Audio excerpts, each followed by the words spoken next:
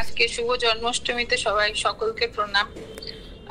আমি জন্মাষ্টমীর তিথিতে গুরুদেবের লীলা কথা বলছি। আমাদের দাদুর লীলা কথার তো কোনো শেষ নেই। তার মধ্যে একটা লীলা কথা বলি। আমার প্রথম দাদুর প্রতি আকর্ষণ আকর্ষণ বলতে, আমি তো দাদুর কাছে ছোটবেলার থেকে, মারা যেহেতু জড়িত, তাই জন্য আমি ক্লাস 5 থেকে দাদুর সাথে দেখা হচ্ছে, আসা যাওয়া সবকিছু হচ্ছে। কিন্তু কলেজ পাশ করার পরে হঠাৎ করে আমার ইচ্ছা হলো যে আমি দাদুর কাছে থাকবো। দাদুর কিন্তু সময় মতন সবাইকে টানে, বেসময় হঠাৎ করে পড়ার মধ্যেখানে কাউকে টানে না। একটা একটা উৎকৃপ ইচ্ছা হলো, না আমি দাদুকেই ফোন করব, দাদুর কাছেই জানবো যে আমি কি করব। তো ঠিক আছে, আমি এই যথারীতি আমার কলেজের পরে এমবিএ ভর্তি হলাম দাদুর কথা মতনই। এমবিএ পড়ার মধ্যেখানে হঠাৎ আমার মনে ছিল যে দাদু কলকাতায় আছে, আমি দাদুর কাছে যাব। কিন্তু তখন আমাদের ওই যেহেতু এমবিএ তে ছিলাম, তাই জন্য আমাদের একটা ইন্টার্নশিপ হয়, ইন্টার্নশিপে দুর্গাপুরে নিয়ে যাবে। তো আমি দাদুকে ফোন করা মাত্র দাদু বললো তুমি সত্তর আসো। তো আমিও সত্তর দাদুর কাছে ছুটে গেলাম, দাদু বলার সাথে সাথে গেলাম। এবার দাদুকে বলছি, ফোনেই বলেছি, দাদু ইন্টার্নশিপ আছে তো আমি বেশি দিন থাকতে পারবো না, এই 10 দিন পরে ইন্টার্নশিপটা আছে, আমায় চলে আসবে। আচ্ছা আচ্ছা, 10 দিন হলে হবে, তুমি চলে আসো, সত্তর আমার কাছে আসো। তো দাদু যেহেতু ওই সত্তর বললো, আমি আমার মা মিলে ফটাফট করে চলে গেলাম কলকাতায় বেহালায়। কৃষ্ণা মামির ওখানে দাদু থাকতো আগে, তো ওখানে ছিল। তো দাদু রোজ আমার সাথে কথা বলতো, যেই আসতো তখন সোনু টুইন টিউশনই করতো, খুব ছোট্ট সোনু টুইন ছিল, কলেজ পাস করে টিউশনই করতো। ওর মার সাথেও ওরা আসতো। টিউশনির টাকা যেটা জমতো সেটা ওইখানে দাদুকে দেবো, ওই রকম একটা। তো আমাকে আবার দাদুর যেরকম নতুন কেউ আসলে পরে নতুন সবার সাথে ইন্ট্রোডাকশন করা, সেরকম ইন্ট্রোডাকশন করাচ্ছে। এবার আমার ইসে আছে, আমাকে তো চলে যেতে হবে। দাদুকে ফার্স্টে বললাম, দাদু আমার তো ইন্টার্নশিপ আছে, আমাকে তো যেতে হবে, ইন্টার্নশিপে তো পার্টিসিপেট করতেই হবে, ম্যান্ডেট। আমি আবার তখন দাদু বললো, না না, এটা কোনো জরুরি জিনিস না, এটা যদি তুমি না করো তাতে তোমার কোনো ক্ষতি হবে না। তারা তো তোমাকে নিয়ে গিয়ে প্র্যাকটিক্যালি কিছু করাবে না, তারা শুধু তোমাকে ওগুলো দেখাবে। তা আমি বললাম যে কথাটা দাদা তো ভুল বলে নাই। তো দাদুর কথা মতন মনে একটা ইচ্ছা ছিল, না ইন্টার্নশিপটা তো করতে হবে, কারণ কি সবাই একসাথে যাবে, জিনিসটা কি প্রথমবার দেখবো। তো দাদু বললো, না না, এটা না করলেও কিছু হবে না, তাদেরকে তুমি বলো যে আমি পারবো না, আমার শরীর খুব অসুস্থ। আমি না কিছুতেই মানতে চাচ্ছি না যে আমি তো সুস্থ, আমি তো কেন দাদু বলবো আমি অসুস্থ। আমি বারবার দাদুর বিপক্ষে গিয়ে বলছি, দাদু এক কাজ করি, আমাকে তো ডকুমেন্ট জমা দিতে হবে, আমি বলি আমার মা অসুস্থ। আহা, তুমি তাদেরকে তা কইও না, তুমি তাদেরকে বলো যে তুমি অসুস্থ। আমি বলছি, দাদু আমি তো সুস্থ, আমি কেন বলবো আমি অসুস্থ, আমি তো ঠিক আছি। এবার দাদু যতই বলে, দাদুর পাশে বসে আমি হচ্ছে বারবার করে আমার ওখানে যে ম্যানেজমেন্টে ছিল, যে আমাদের টিচার, তাকে দুর্লভ স্যার, তাকে আমি ফোন করলাম। তাকে ফোন করার পরে সে 2 মিনিট চিন্তা করে বললো, এটা তো পার্টিসিপেট করতে হয়।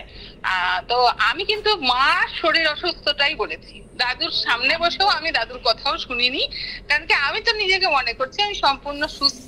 তা আমি কেন ভাই বলতে যাবো, তারপর আমাকে কোনো বলবে যে তুমি তোমার ডকুমেন্ট দেখাও, প্রেসক্রিপশন দেখাও, এই দেখাও।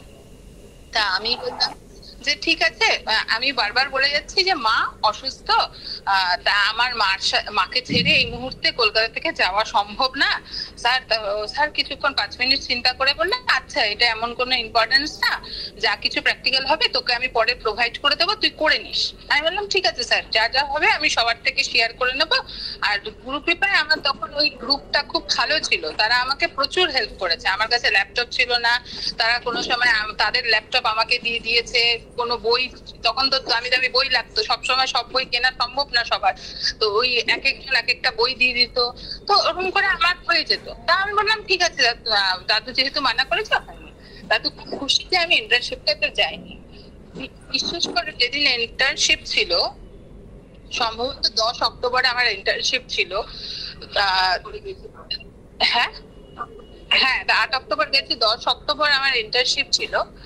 10 অক্টোবর, 9 অক্টোবরের থেকে আমার অসহ্য পেট খারাপ, অসহ্য বমি, পেট খারাপ, সে পেট জঘন্য রকম, ওরকম পেট খারাপ আমার কোনোদিনও হয়নি। আমি 1 মিনিটও বাইরে বসতে পারছি না, বমি। তারপরে আমার কি হলো যে আমরা যেহেতু বাইরে আছি, মা গিয়ে একটা ফট করে মেট্রোজেল নিয়ে এসেছে। এবার মেট্রোজেলটা খাওয়ার পরে আমার ফুল বডি রিয়াকশন দিয়ে দিয়েছে। আমার বডিতে একটা সামান্য কাপড়, তখন খারুভাজের কাকিমা আর মামা ছিল। খারুভাজের কাকিমা, আমি আর মা একটা রুমে শুতাম। ওটা ঠিক দাদুর রুমটার থেকে জানলা দিয়ে পাশাপাশি দেখা যেত পাশের বাড়িতে। আমি কাকিমা দেখেছি আমি একটা কাপড় মানে একটা পাতলা গামছা গায়ে রাখতে পারছি না, এরকম আমার অসহ্য জ্বালা। আর পুরো বডিতে অ্যালার্জি, পুরো বডিতে আমার মানে কোনো জায়গা বাদ নেই। মাথার চুলের ভেতর থেকে বলে পায়ের পুরো বডিতে আমার ফুল অ্যালার্জি। এরকম রিয়াকশন হয়ে গেছে, আমি তো বুঝিনি। দাদু এবার মা গেছে বলতে, তো দাদু যথারীতি ওষুধ লিখে দিয়েছে। তো মা নিয়ে কাগজটা বসে আছে। মা ভেবেছে যে অ্যালার্জি হচ্ছে, দুদিনে ঠিক হয়ে যাবে, এটা তো যাবো হ্যালো, আমরা তো গেছি হচ্ছে মানে অতটা প্ল্যান করে যাইনি তো। তখন তো অত এটিএম এর যুগ ছিল না, অতটা বেশি অ্যাডভান্স ছিল না, গুগল পে ছিল না। এবার ক্যাশ মার কাছে যেটুকুনি আছে, মা ভেবেছে আমাদেরকে তো রিটার্নও করতে হবে, তো তাই জন্য মা চুপ করে মা কাপড় জামা কিনবে একবারে ভেবেছে, চিন্তা করে গেছে। তো ঠিক আছে। এবার কিন্তু দাদু বলেছে, এবার মা চুপ করে বসে আছে, দাদু হঠাৎ করে রেগে গেল। তার মা তাকে কোনো ওষুধ খাওয়াবে না, তার মা তাকে মেরেই তারপরে শান্তি পাবে।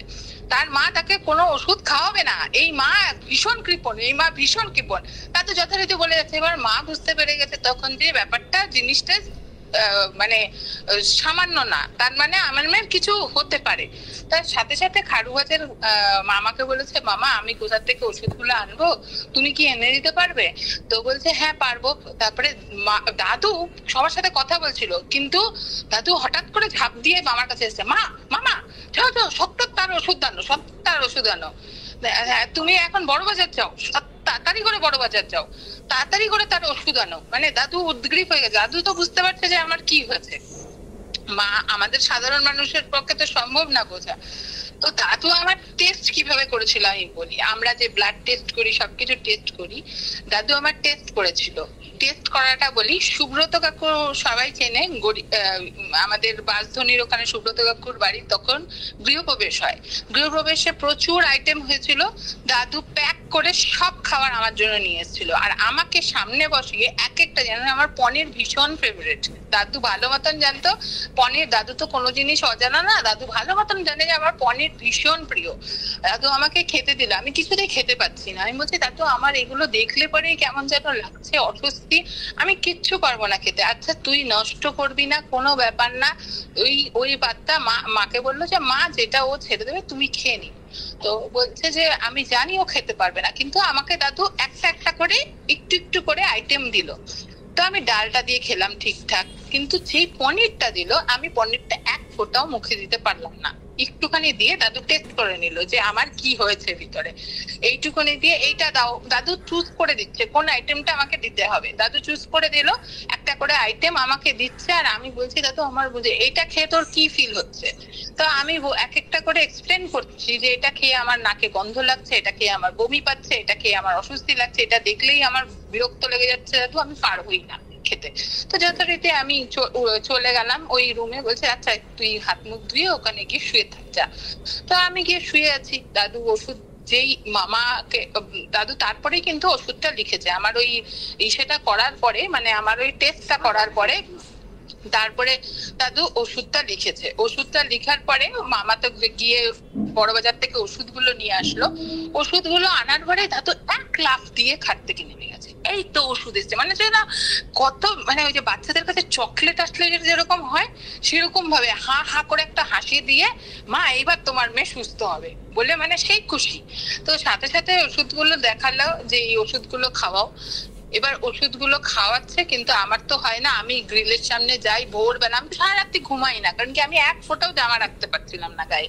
তো আমি ঘুমাই না, তো আমি এরকম জানলাটা ধরে বারবার করে দাদুকে, দাদু আমার তো কমছে না। আরে কমবে কমবে, সব এত তাড়াতাড়ি কমবে না।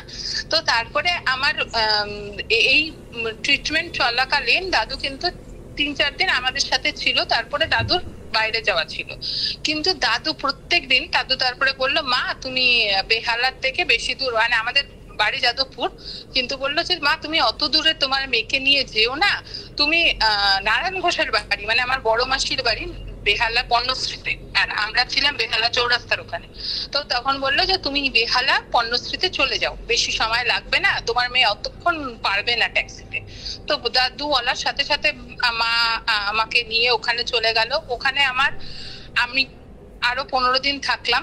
পরে যখন দাদুর সাথে আমার দেখা হলো, দাদু আমাকে বললো, তুই যদি ইন্টার্নশিপটায় যেতি, তোকে ওরা তোর এই বডিতে রিয়াকশনটা হতোই, সেটা যেমন করেই হোক তোর হতোই। তোর এটা তাদের সাথে সাথে তোকে একটা, ওরা নর্মাল হসপিটালে তোকে অ্যাডমিট করতো। ওরা আর কি করবে তোকে, ওরা তো আর জানে না। তোকে অ্যাডমিট করতো, তোকে একটা ইনজেকশন দিত, সেটাতে তুই কিডনি ফেলিওর হতো আর সাথে সাথে মারা যেত, তোর মৃত্যু যোগ ছিল। তাই জন্য আমি তোকে কোথাও যেতে দিইনি, আমি যেতে দিইনি। আমি বললাম যে তুমি যে আমাকে প্রাণে বাঁচিয়েছো, ওটা আমি সম্পূর্ণ ভাবে বুঝেছি। কারণ কি দেখবে, আমরা কোনো মেডিসিন খেলে আমাদের অ্যালার্জি কিন্তু তুরুত করে কমে যায়, দাদুর মেডিসিনটাই কিন্তু আমার অ্যালার্জি মানে 1 সেকেন্ডে কমেনি। আমার 15 দিন ওষুধ চলেছে, তারপরে গিয়ে আমার পুরোপুরি নির্মল হয়েছে। তারপরে আমি একদম সম্পূর্ণ সুস্থ হয়েছি। আমি একদম সুস্থ হয়ে তারপরে দাদুকে বললাম, দাদু এখন আমি সুস্থ, এখন আমি বাড়ি যাব। বললো, হ্যাঁ এখন তুমি বাড়ি যাও, ক্লাস করো, কিন্তু তোমার এই ইন্টার্নশিপ মানে এগুলো দূরের যত ইচ্ছে আছে তোমাকে আর যেতে হবে না। আমি বিশেষ করে MBA পড়াকালীন আমি যে ইন্টার্নশিপ হয়, আমি কোনো ইন্টার্নশিপ অ্যাটেন্ড করিনি, তাতে আমার কোনো প্রবলেমও হয়নি। কারণ কি দাদু যেহেতু বলে দিয়েছিল, তাতে আমার প্রবলেম হয়নি। কিন্তু ওই যে দাদুর ওই মানে মৃত্যু যোগ থেকে দাদু আমাকে টেনে নিয়ে এসছে, ওটা সম্পূর্ণ হচ্ছে একটা গুরু কৃপা ছিল। গুরু কৃপার জন্যই আমি ওখান থেকে বেঁচে ফিরেছি। আজকে এতটুকুনি থাকুক, পরে আরেকদিন অন্য